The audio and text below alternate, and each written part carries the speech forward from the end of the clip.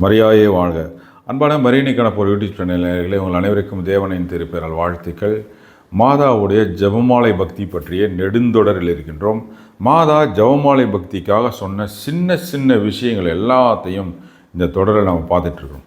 அந்த மாதிரி இன்றைக்கு 3 விஷயங்களை மாதா ஜெபமாலை பக்திக்காக சொல்கிறாங்க, அட்வைஸ் நமக்காக. அதை தான் இன்றைக்கி பார்க்க போகிறோம். ஜெபமாலை பக்தியை அதிகமாக பரப்பின முத்தி பேறு பெற்ற ஆலன் டி லா ரோச் அவருக்கு மாதா நேரில் தோன்றி இந்த விஷயங்களை சொல்லியிருக்காங்க. அவருக்கு மட்டும் இல்லை, இது நமக்குமான செய்தி. நமக்கும் அதே அட்வைஸ் தான் கொடுக்குறாங்க மாதா. அதனால் அதை கவனமாக நம்ம அதை கடைபிடிப்போம். மாதா சொல்கிறாங்க, நீ இதை அறிந்து கொள்ள விரும்புகிறேன். என் ஜெபமாலையை சொல்வதற்கு ஏற்கனவே அநேக பலன்கள் அளிக்கப்பட்டுள்ளன.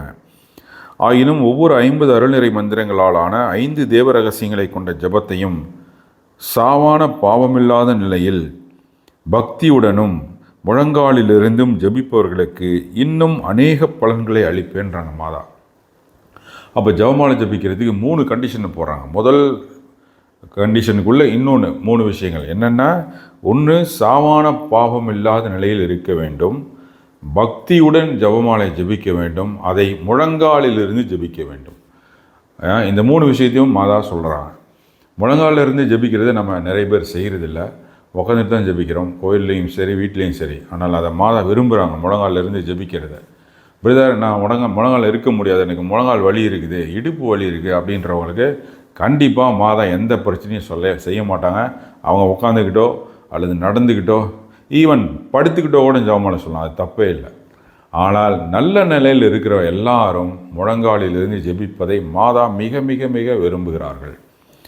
2வது விஷயம், ஜெபமாலையின் ஜெபங்களையும் தியானங்களையும் நீடித்து செய்து வருகிறவர்கள் அதற்கு சன்மானம் அடைவார்கள். அப்போ நம்ம ஒவ்வொரு ஜெபமாலை தேவ ரகசியத்தையும் தியானித்து சொல்லணுன்றதை மாதா விரும்புகிறாங்க. ஒரு தேவ ரகசியத்தை சொல்லிவிட்டு, உதாரணத்துக்கு சேஷநாத சாமி பூங்காவனத்தில் ரத்த வேர்வை வெறுத்தை தியானிப்போமாக அப்படின்னு சொல்லிவிட்டு 10 அருளிந்த முறையை சொல்கிறது தியானம் இல்லை. அந்த பாடுகளை தியானிக்க சொல்கிறாங்க, அதை செய்ய சொல்கிறாங்க மாதா. அதற்கு சன்மானம் அடைவார்கள் அப்படின்றாங்க மாதா. 3வது விஷயம், அப்படி செய்கிறவர்களுக்கு வாழ்வின் முடிவில் அவளுடைய பாவங்களுக்குரிய முழு மன்னிப்பையும் தண்டனை பரிகரிப்பையும் முழுவதுமாக அடைந்து கொடுப்பேன்றாங்க.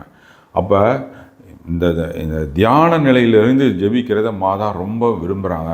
அப்படி செய்கிறவங்களுக்கு முழு தண்டனை அந்த பாவங்களுக்கு எல்லாத்துக்கும் பரிகாரத்தையும் முழு தண்டனையும் ரத்து செய்வேன்றாங்க மாதா. ஆக இந்த 3 விஷயங்களை ஜெபமாலைக்காக மாதா இன்றைக்கு நமக்கு கொடுக்குற அட்வைஸாக நம்ம எடுத்துக்கலாம்.